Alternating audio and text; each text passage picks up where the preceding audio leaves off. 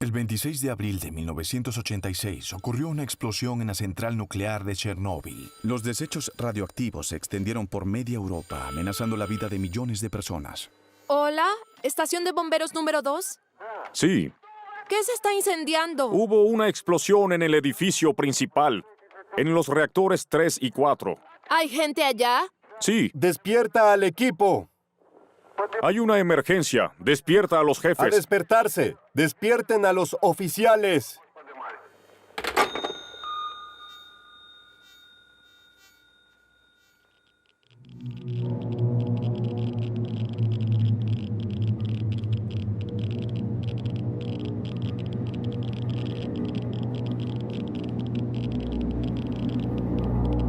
Ciudad de Pripyat, a 2,5 kilómetros de la central nuclear.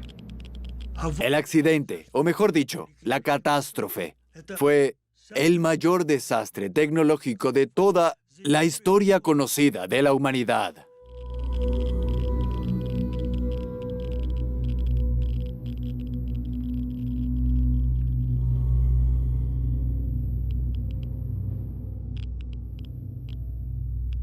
Este accidente afectó a toda Ucrania, Rusia, la Unión Soviética y también a otros países, por lo que para mí, las personas que resultaron severamente heridas fueron de hecho las que realmente salvaron al mundo.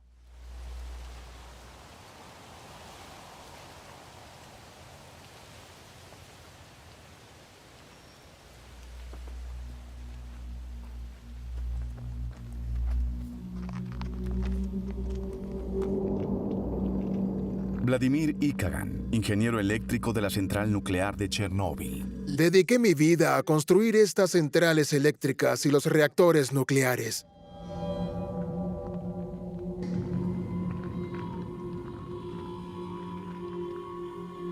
El reactor de Chernóbil fue el último que construí.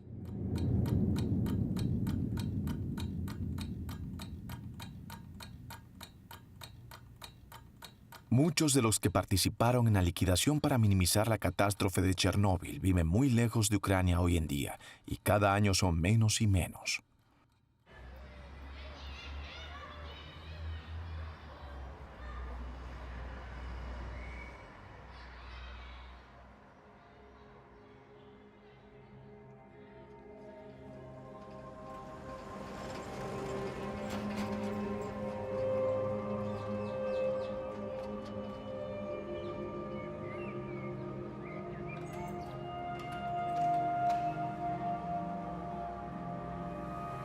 Durante años, traté de olvidarlo.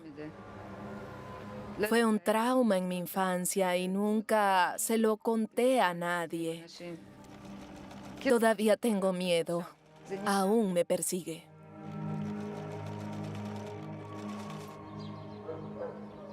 La catástrofe de Chernóbil aún afecta a las personas. A los que sufren, a los enfermos, a los que mueren.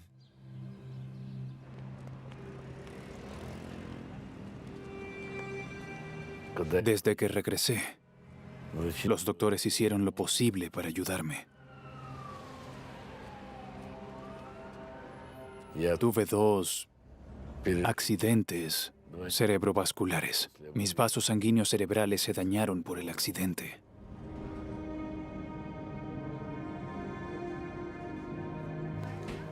Me persigue. Cuando anochece, recuerdos terribles de Chernóbil vienen a mi mente.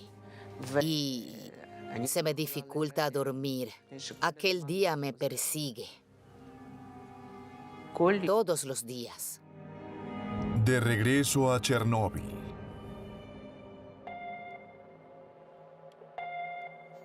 ¿Se ha confirmado? No, pero hubo un accidente. El operador de Pripyat nos lo ha informado.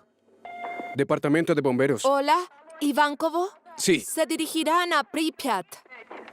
Vayan a la central nuclear. Sí, te escucho. Los techos de los edificios 3 y 4 están en llamas. Departamento de Bomberos. Hola, ¿Poyescava? Sí. Vayan a la central nuclear. Los techos de los edificios 3 y 4 están en llamas. El día de la catástrofe yo me desperté muy temprano. Recuerdo que era viernes. Tenía clases ese día, así que fui a la escuela como siempre cuando iba. En camino vi que había muchas ambulancias y máquinas lavando las calles con químicos espumosos. Parecía que la calle estaba cubierta de nieve, pero era espuma. Mucha espuma. Un químico era algo inusual, por lo general usaban agua. Pero eso era muy extraño. Y cuando llegué, no había nadie. La escuela estaba cerrada y no sabía por qué. No avisaron que las clases estaban suspendidas. La puerta estaba cerrada. No había nadie afuera. Estuve allí por unos pocos minutos. Y luego toqué la puerta, la abrieron y me dejaron entrar. Me dirigí a mi clase y habían niños. Algunos estaban llorando porque sus padres estaban trabajando en la central la noche del accidente y no habían regresado. Me enteré del accidente en la central de Chernóbil 3 o 4 días después, cuando tuvieron que contarle al mundo acerca de la catástrofe porque la radiación había alcanzado a Suecia y nadie lo sabía, ni siquiera el ejército y tampoco los ciudadanos. Hubo una llamada. El techo del reactor 4 estaba en llamas. La central fue asegurada por una unidad de bomberos militares. Si una central nuclear se incendia, es la emergencia más grande que existe. Los primeros en llegar fueron 2 brigadas de bomberos que estaban a 5 minutos en auto. Y entonces todos ellos se pusieron a trabajar de inmediato. Y como fueron los primeros en llegar al techo cercano al reactor, todos ellos fallecieron. Todas las personas que trabajaban allí estaban terriblemente quemadas. Ninguna de ellas sobrevivió. Ninguno logró sobrevivir. No recuerdo la vez que pude dormir o cuando finalmente pude comer. No lo recuerdo. Solo me acuerdo de los jóvenes soldados que llegaban con quemaduras. Yo solo pensaba, ¿a dónde iban? ¿Se iban en helicóptero? ¿A dónde van? Era lo único en lo que pensábamos. Ninguno de nosotros sabía qué hacer. Ninguno de nosotros sabíamos lo que era la radiación. Nadie había visto semejante cosa. Era una guerra. Fue tan trágica, tan horrible. Había mucha gente y demasiada confusión. Habían muchas personas en el suelo todos los días, gente por todas partes. Sabía que el reactor había explotado y que la radiación comenzó a esparcirse por el aire. Es como detonar una bomba atómica cuando hay radiación en el aire. La onda expansiva derrumbó el techo del reactor y con ello destruyó el mismo. Lo que hizo, como ya saben, que el grafito volara hasta el reactor 3. El grafito estaba en todas partes. Está completamente destruido. No hay manera de entrar. En la noche del 25 y 26 de abril, yo era el comandante de operaciones de la brigada. Estaba en una sala de control llena de instrumentos.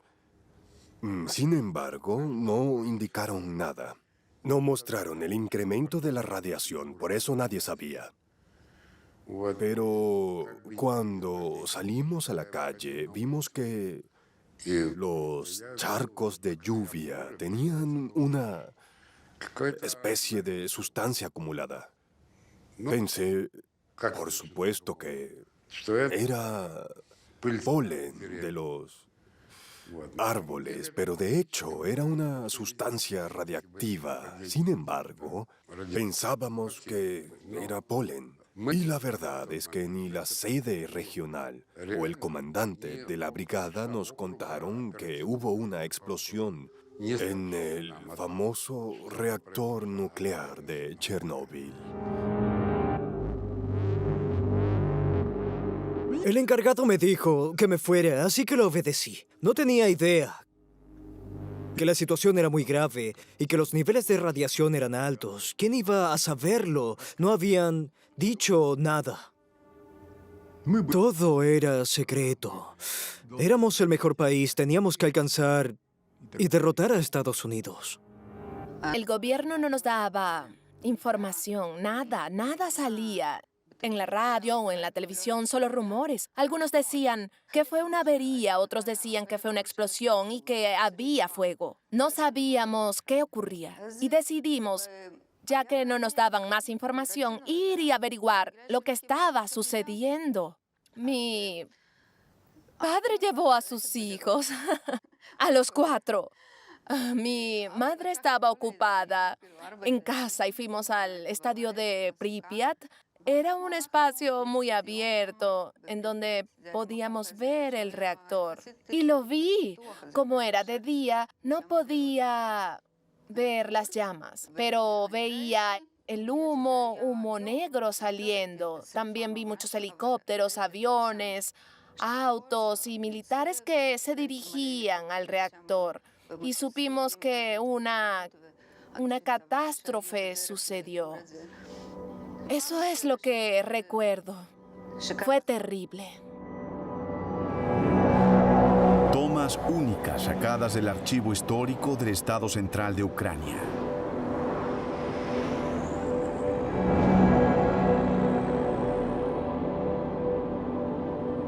Cuando llegamos a Chernóbil, me enviaron directamente al ayuntamiento. Allí me dijeron, su misión es comprobar los vehículos y evitar cualquier desorden, disturbios, entre otras cosas. Aseguramos el área. ¿Qué significaba eso? Controlar los vehículos que entraban y salían.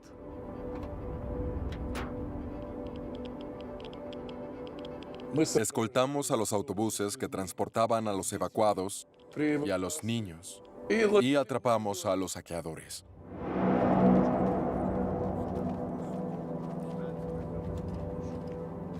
Cuando luché en la guerra de Afganistán, veía a mi enemigo de frente. Sabía que había un enemigo y que tenía que matarlo. Pero en Chernóbil no sabías dónde estaba el enemigo. Él te mataba lentamente.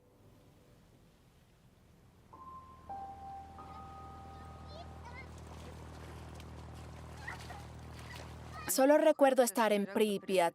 Nunca estuve en otro lugar. Mi vida comenzó allá. Fui al jardín de niños y a la escuela. Crecí en Pripyat hasta que ocurrió este terrible accidente. Ciudad de Pripyat.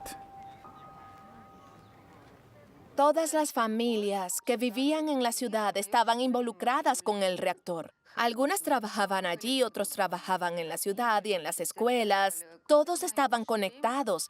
Era el propósito de la ciudad. Había muchos infantes, había muchas familias. Al igual que nosotros, las familias eran numerosas. Había muchos jardines de niños y escuelas. Yo estaba en 3er grado. Por la mañana iba a la escuela hasta el mediodía y luego iba a la escuela de arte. Tenía muchos amigos. Tuve una vida maravillosa. Incluso puedo llamarla una vida perfecta. No veía lo que sucedía a mi alrededor. Tal vez porque era una niña, pero es así como lo recuerdo. Era una ciudad especial. Hospital de Pripyat. Llegó una mujer en trabajo de parto. Iba a dar a luz, así que teníamos que atenderla. Antes del parto, esa misma mujer que estaba casada con un bombero se había asomado al balcón y vio explotar el reactor, por lo que estuvo en contacto con la radiación durante más de 24 horas. Y cuando el bebé nació, estaba completamente negro. Ese fue el primer incidente en el hospital. Unas horas después, otra mujer entró en trabajo de parto. Cuando dio a luz, el bebé murió. Después de eso, todas las mujeres en diferentes etapas del embarazo las llamaron para una revisión de emergencia. Una vez que fueron examinadas, algo que se hizo rápido porque el tiempo era esencial, ya que determinaba quién viviría y quién moriría. Estaban en un estado terrible. Les hicimos una oferta. Quien quisiera abortar, la ayudaríamos. El médico pidió un asistente y yo me ofrecí. Esa noche realizamos 36 abortos en todas las etapas del embarazo. Fue tan terrible que no puedo describir el crimen, pero tuvimos que hacerlo porque los bebés nacerían totalmente deformes, ya que todos los fetos habían absorbido toda aquella radiación y esa radiación que presenciamos era exactamente como la describen en los libros. Defectos en el corazón, en los ojos, en las extremidades. En pocas horas, todos aquellos bebés se habían contaminado completamente. Había 36 mujeres en todas las etapas del embarazo. Trabajamos durante toda la noche, tal vez un poco más. Fue así como tuvimos que tratar con este problema. Fue el día más horrible de mi vida. Ojalá pudiera borrarlo de mi memoria.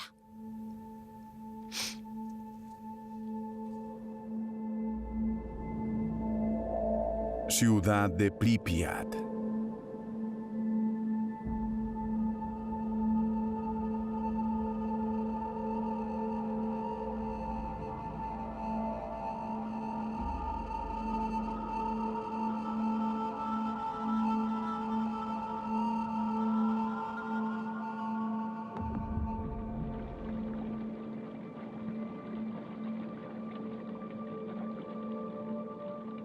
Esa misma noche, los soldados fueron a todas las casas para avisarle a la gente que se preparasen para irse. Nunca pensábamos que nos iríamos para siempre. Nos dijeron que solo serían 4 días. Nos dijeron que lleváramos ropa casual, como si fuéramos a un picnic o a acampar. Nosotros pensábamos que teníamos que irnos porque debían limpiar la ciudad o algo por el estilo, y que en 4 días estaríamos de vuelta a nuestro hogar. No nos llevamos nada. La gente no sabía a dónde iban y qué estaba sucediendo. No llevaron ropa o pertenencias. Los escuchaba llorar y gritar. Imaginen dejar todas sus posesiones. Abandonan todo y los llevan a algún lugar que no tienen idea de dónde se encuentra, donde solo existe incertidumbre. No saben a dónde los llevarán y no saben lo que va a suceder. Fue la primera etapa. La segunda etapa fue peor.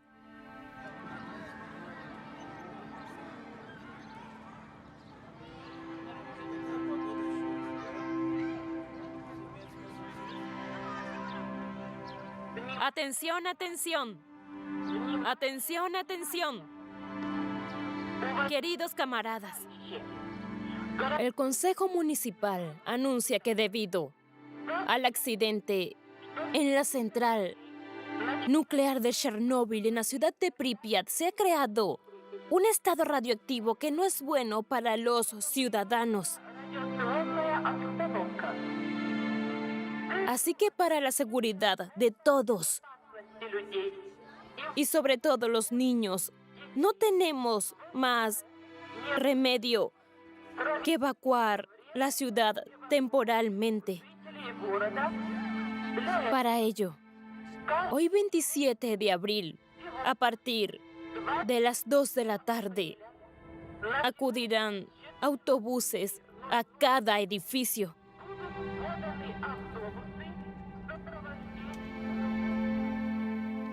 ¿Cuándo sucedió? No lo sé. Fue la peor tragedia de mi vida. Yo tuve una crisis. Mi vida quedó dividida en dos.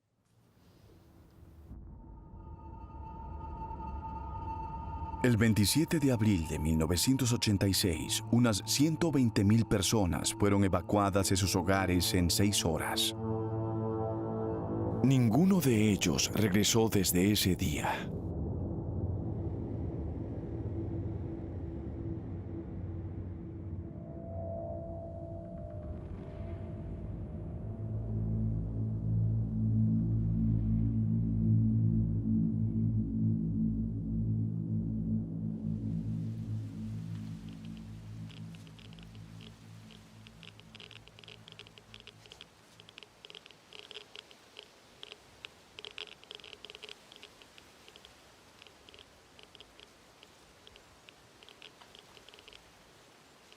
Esta es mi casa. No he estado aquí por 33 años. Mis hijos crecieron aquí. Aquí. Pasamos los mejores años de nuestras vidas.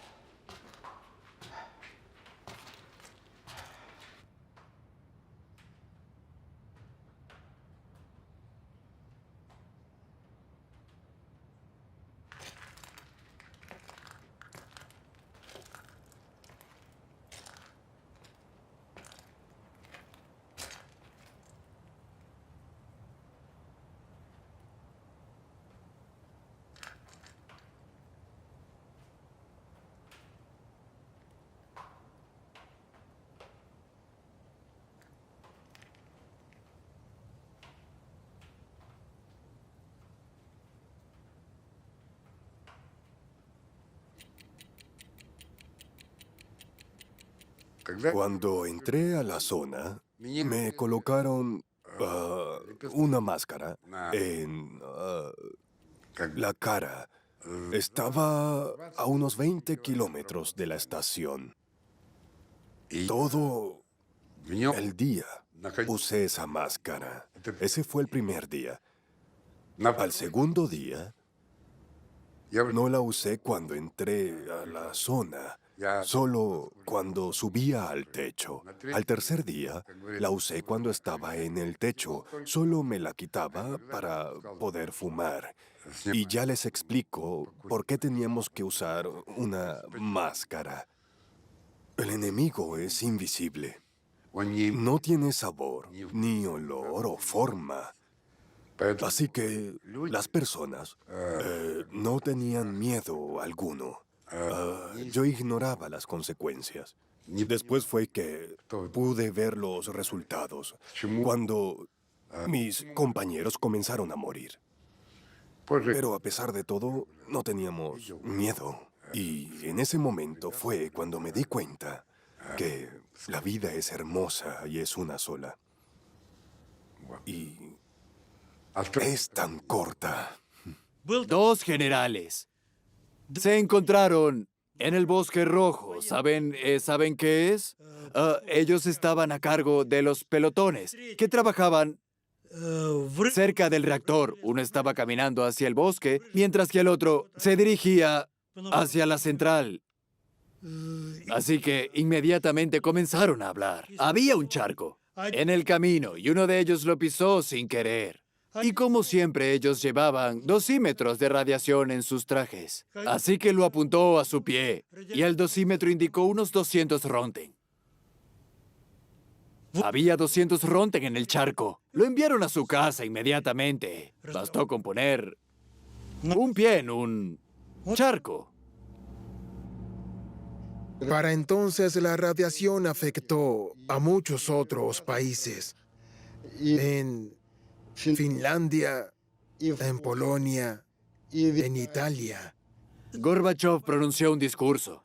El 14 de mayo y el 15 de mayo se celebró una reunión gubernamental donde se decidió encomendar a nuestra oficina la tarea de construir una estructura de protección sobre el reactor, que el pueblo la apodó popularmente como el sarcófago. Construcción del sarcófago.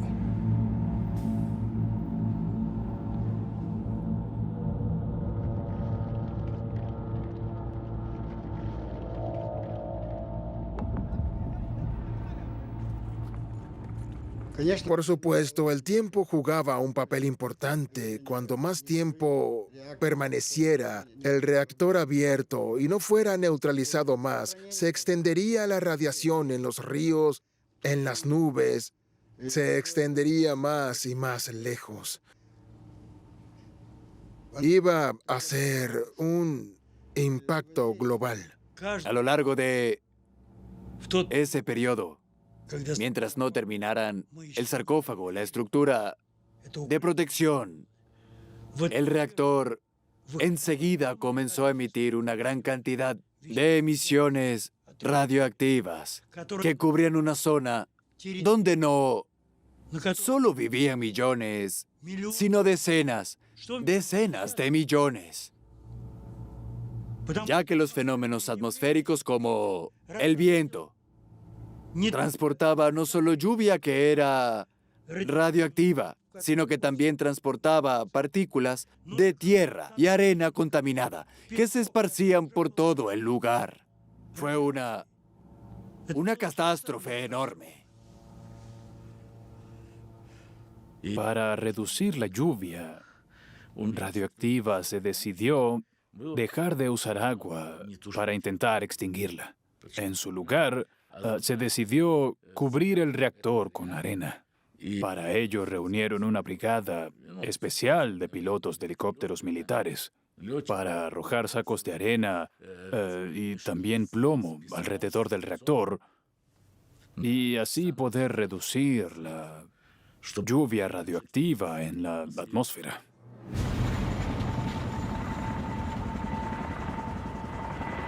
Llamando al 971. Desciende 50 metros, no más por la radiación. Copiado. Superviso el trabajo.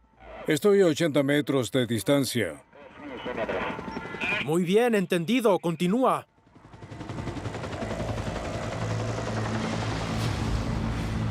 Cuando los bomberos apagaron el fuego en el techo del reactor 4, rociaron agua en el agujero. Cuando la arena y el plomo se virtieron en el reactor, los cimientos del edificio se hundieron. Si la barra de grafito, que llegó a la temperatura de 3000 grados, hubiera entrado en contacto con el agua, habría creado una explosión de hidrógeno. Solo un puñado de personas lo sabían y es probable que aún siga siendo un gran secreto para muchos.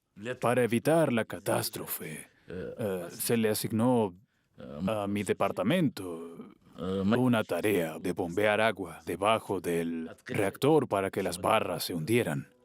Con su peso, no cayeran en las aguas subterráneas del mismo.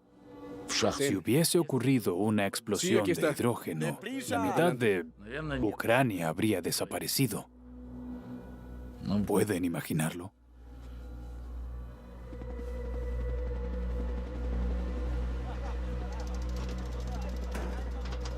Para el proceso de neutralización se utilizaron robots traídos de Japón y Alemania.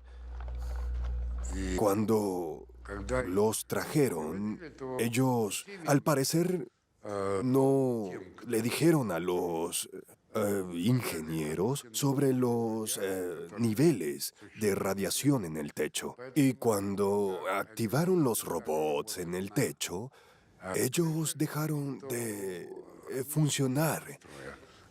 Un robot se cayó del techo porque perdió todo el control. Y esos eran robots, mientras que nosotros, los seres humanos, trabajábamos y absorbíamos toda la radiación durante cortos periodos de tiempo. Éramos los biorobots. En los lugares donde los robots no podían trabajar, los biorobots podían.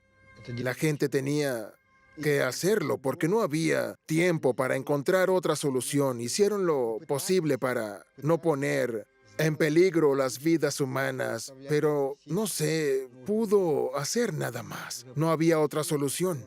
Los robots no funcionaban, ¿entienden? Y todos estábamos muy asustados.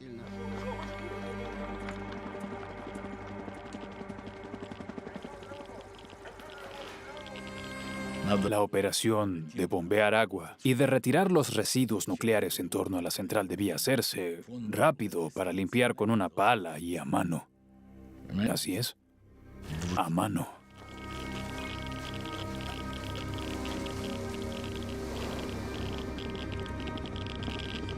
Cuando salimos al techo, nos dijeron que había barras de grafito y teníamos que quitarlas. Era imposible medir los niveles de radiación de las barras de grafito. Estaban muy por encima de lo que se podían medir en los dosímetros. Aunque trabajamos en turnos cortos, tuvimos que trabajar en condiciones muy difíciles y cerca del reactor. Nuestra distancia del reactor determinó la cantidad de radiación que absorbimos, por lo que utilizamos monitores y al final del día vimos que habían absorbido una cantidad de radiación casi letal. Pueden llamarlo letal. 24 hombres. Eso es todo, ¿verdad? ¿Van a subir también? Sí, soy el escolta. ¿Eres el escolta? ¡Guíanos! ¡Guíanos! ¿Puedes guiarnos? Sé tú el guía. Deberíamos organizarnos. Andando, hagan una fila. Ya tenemos al guía. Todos los días enviábamos a 800 hombres al techo. Se ponían trajes de plomo y subían para limpiar con palas los residuos y arrojarlos al reactor nuclear. Y en el momento que se les acababa el tiempo, a ellos se les ordenaba bajar del techo y bajaban y se cambiaban de ropa mientras los siguientes 20 hombres subían. Este proceso se repetía. Retiremos lo más que podamos. Es todo, Sasha. Ya pueden regresar. Está bien. Con cuidado. Sí.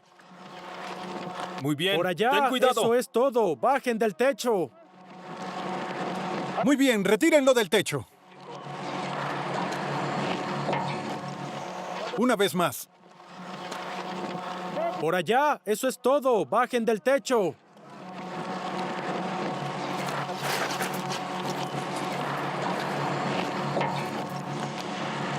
Muy bien.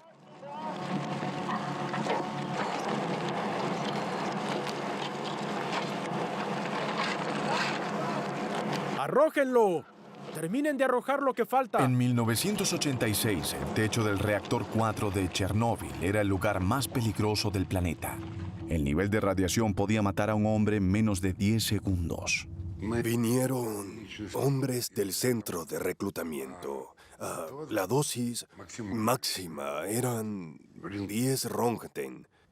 Y la dosis de radiación que los soldados absorbían determinaba realmente cuánto tiempo les permitía poder estar en el techo. El delegado del partido, Boris Chervina, me hizo la siguiente pregunta. ¿Por qué los soldados trabajaban poco tiempo en el techo?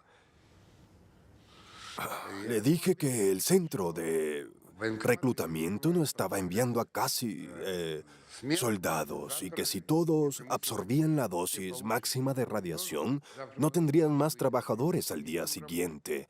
Se decidió que la dosis máxima para un día determinado era de 0.9 a 1 Roentgen, que se alcanzaba tras 1 minuto o 2 de trabajo, por lo que se trabajaba a ese ritmo. Él me dijo, este ejército no sirve. Yo le contesté, si usted sirviera, la central nuclear no habría explotado. Y ese fue el final de nuestra amena y bella conversación. Trabajamos como mejor nos parecía y tanto como podíamos, sin absorber la máxima cantidad de radiación. Había un joven, un bombero, no recuerdo su apellido. A este joven se le diagnosticó un nivel 3 de lesión por radiación. Su rostro estaba muy quemado, solo el rostro, pero como tenía dosis alta de radiación, también presentaba otros síntomas. Él me miró, su rostro estaba cubierto de quemaduras, sus ojos azul oscuro me miraban suplicante y me dijo, por favor, se lo suplico, ayúdeme como sea. Y recuerdo lo que le dije, todo saldrá bien, esperemos lo mejor. Y me respondió, ¿puede usted decirle eso a mi madre? Sus ojos eran un abismo, pero también había un rayo de esperanza. Fue muy difícil. No le dije nada a su madre. Sabía que no iba a sobrevivir. Tomas únicas sacadas del archivo histórico del Estado Central de Ucrania.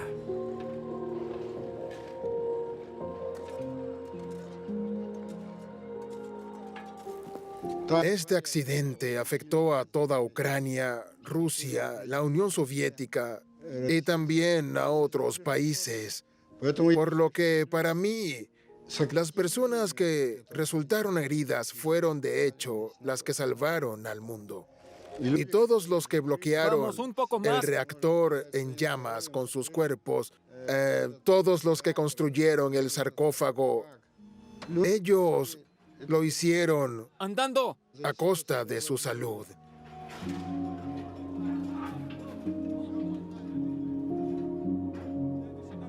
Tienen que entender que nos trataban como material viviente. ¿Quién pensaría que les costaría la vida a los liquidadores? Éramos el material viviente proporcionado por los centros de reclutamiento y el ejército. En Chernóbil había 3 unidades especiales y representantes de cada región militar de la Unión Soviética. No había otra opción que trabajar para neutralizar el reactor. En ese momento éramos para ustedes. No me atrevo a decir carne, pero éramos la carne que debía hacer el trabajo. Los robots, los biorobots, lo que no podía hacer una máquina, lo hacía un humano. Daba igual la cantidad de radiación que absorbiéramos. Hubo muchos participantes. ¿Cuántos que fueron? No lo diré. Solo en la construcción del sarcófago participaron más de 500,000 de personas, unas 600,000. Había 12 distritos, 50,000 por distritos. No podían hacerlos trabajar 24 horas al día o en turnos de 8 horas. Trabajaban tanto como la radiación del lugar se los hubiera permitido. Algunos subían por 3 minutos, limpiaban y arrojaban los desechos y se iban. Eso era todo. O solo iban abajo durante 2 horas.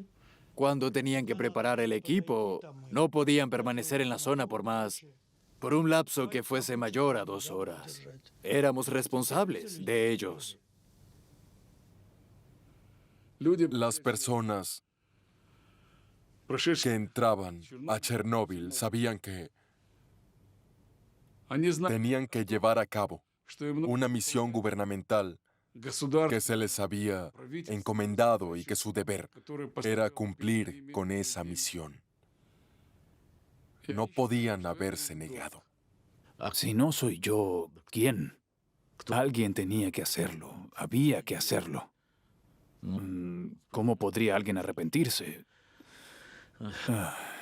No había tiempo para pensar y mucho menos para arrepentirse. Teníamos que trabajar, había trabajo que hacer. Hoy en día, si un liquidador tiene un hijo, el niño se designa automáticamente como víctima del desastre.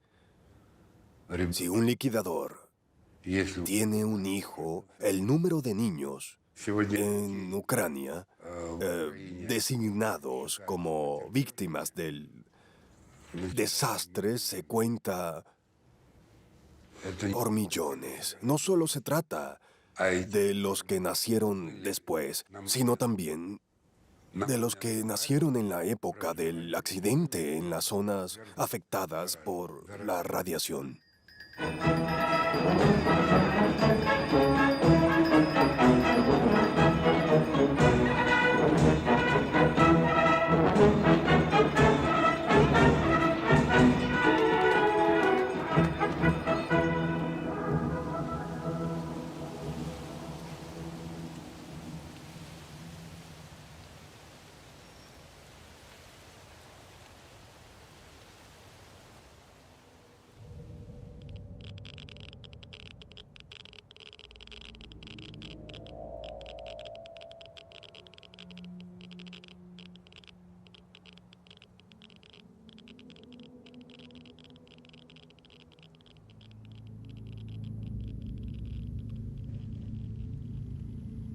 En 4000 años, las personas podrán volver con seguridad a esta zona.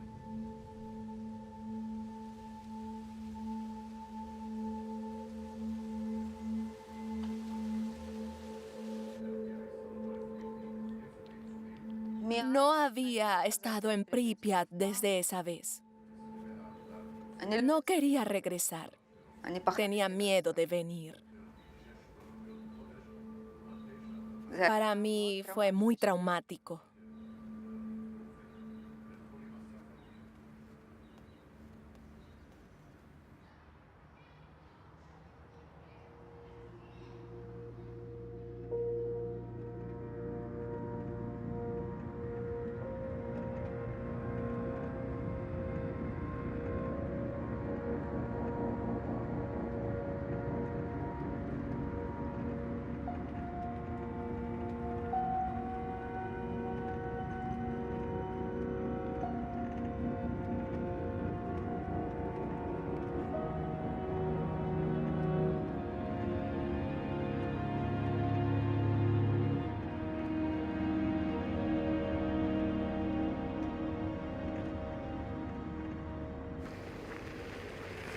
Ciudad de Pripyat.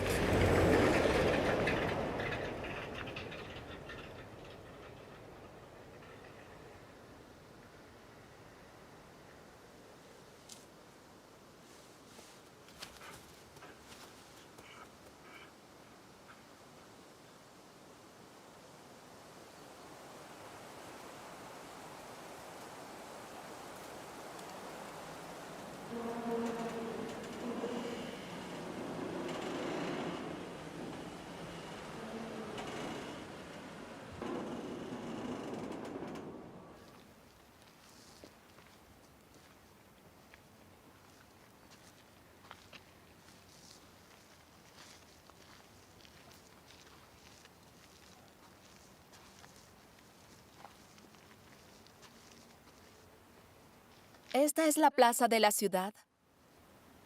¿Dónde está el salón cultural? ¿Es este?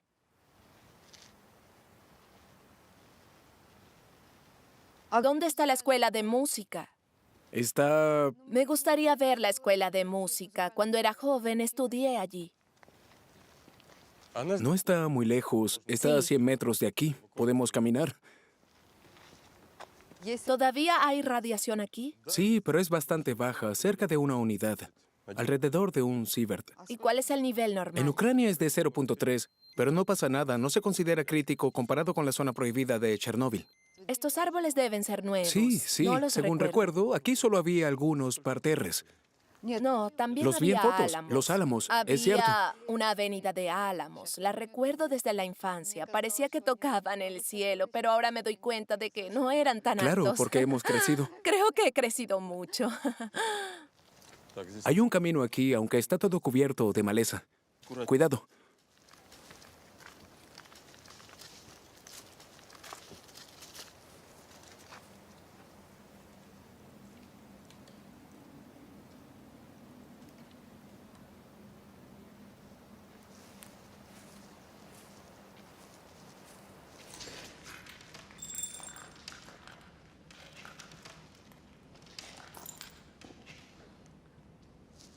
Observe bien por dónde camina.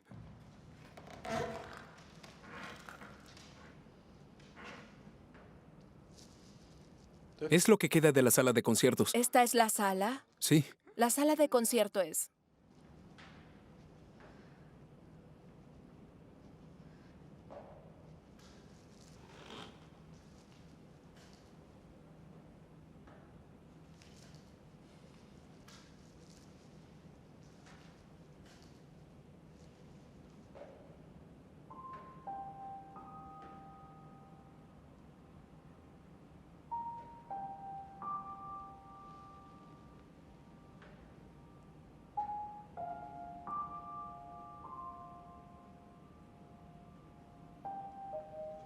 Mi hermana aprendió a tocar el violín aquí y también participó en algunos conciertos. Como yo estudiaba pintura, siempre venía a verla tocar en el escenario. Ella tocaba el violín y...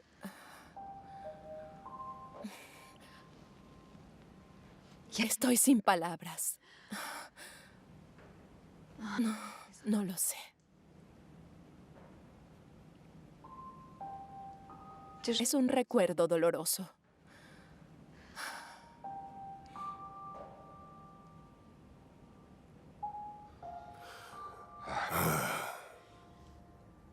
Cuando trabajábamos en Chernóbil no se nos permitía salir. Y yo le pedí a mi esposa que viniera a visitarme. Ella pudo venir 2 veces. Y yo la llevé a la zona prohibida. Y le mostré mi lugar de trabajo. No la llevé a la central en sí, pero unos años después, en el año 94, le diagnosticaron un tumor cerebral. Y un tiempo después, ella murió. Por supuesto, me culpé por haberla llevado a la zona radioactiva. Quizás no fue eso lo que causó el tumor, quizás no fue por eso, pero no puedo perdonarme. De verdad eso me trastorna día a día.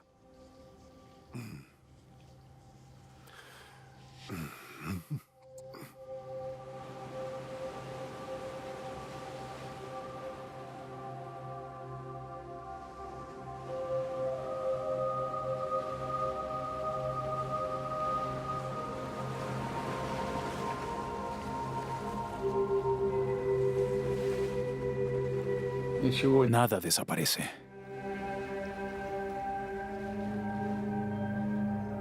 Y nadie es inmune.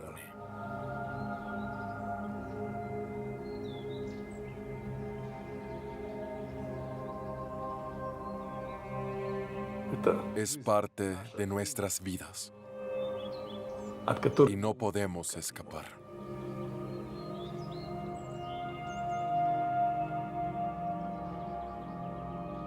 Estas personas hicieron un acto heroico. ¿Y fueron recompensadas por ello? Creo que los olvidaron, porque nadie los necesita. Lo siento mucho. Cuando me acuerdo de las personas que dieron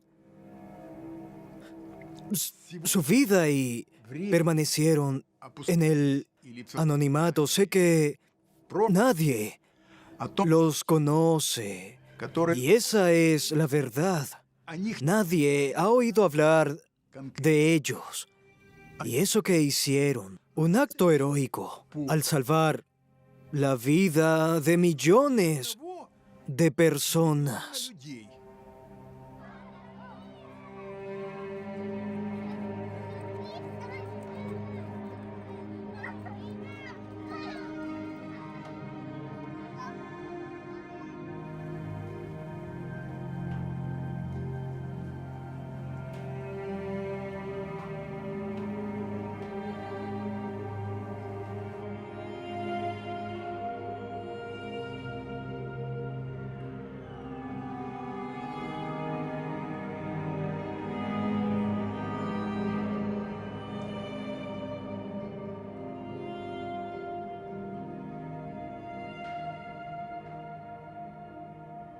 Más de 1 millón de personas participaron en el proceso de neutralización de los residuos de la explosión. Este documental está dedicado a todos los que han protegido el mundo del peor accidente nuclear de la historia.